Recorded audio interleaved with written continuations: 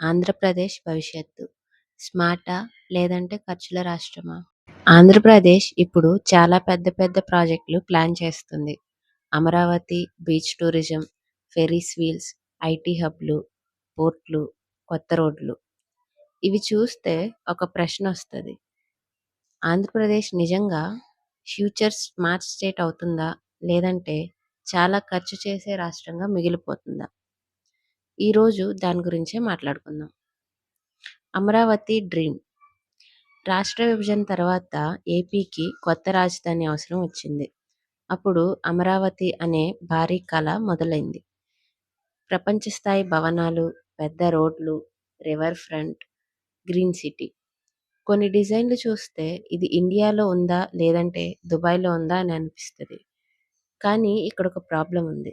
అదేంటంటే ఇలాంటి భారీ ప్రాజెక్టులు కట్టాలంటే చాలా డబ్బు కావాలి.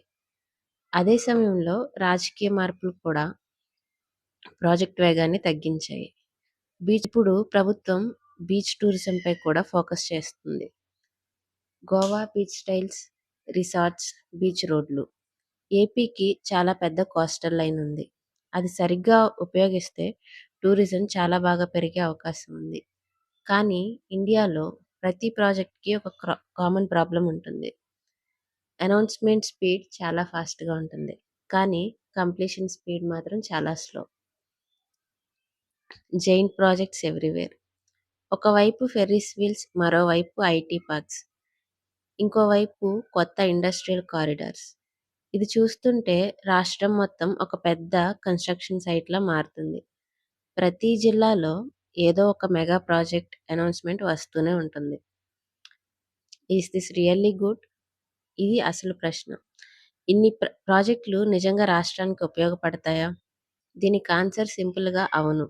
కానీ ఒక కండిషన్ ఉంది. ప్రాజెక్ట్స్ కంప్లీట్ అవ్వాలి.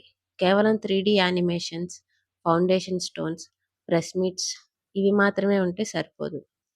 రోడ్లు పూర్తవ్వాలి, జాబ్స్ రావాలి, టూరిజం పెరగాలి, కంపెనీస్ రావాలి. The money question. ఇలాంటి ప్రాజెక్ట్స్కి చాలా డబ్బు అవసరం.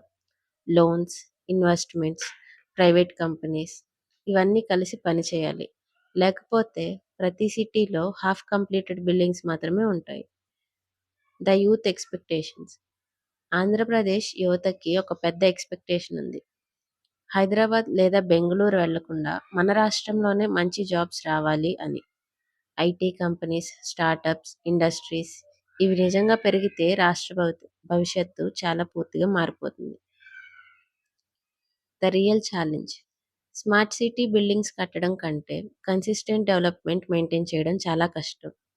ఒక ప్రభుత్వం మొదలుపెట్టిన ప్రాజెక్ట్ మరొక ప్రభుత్వం కూడా కంటిన్యూ చేస్తేనే పెద్ద మార్పు కనిపిస్తుంది. ఆంధ్రప్రదేశ్ ఇప్పుడు ఇంట్రెస్టింగ్ స్టేజ్లో ఉంది. ఒకవైపు భారీ కళలు, మరోవైపు భారీ ఖర్చులు. ఈ ప్రాజెక్ట్స్ ఫ్యూచర్లో స్టేట్ని మార్చేస్తాయా లేదంటే ఒక అనౌన్స్మెంట్ కానీ మిగిలిపోతాయా? అది వచ్చే కొన్ని సంవత్సరాల్లో తెలుస్తుంది. కానీ ఒక విషయం మాత్రం నిజం. ఏపీ డ్రీమ్స్ మాత్రం చాలా పెద్దగానే ఉన్నాయి. ఇలాంటి ఫ్యూచరిస్టిక్ వీడియోస్ కోసం ఇప్పుడే సబ్స్క్రైబ్ చేసుకోండి. Thank you for watching.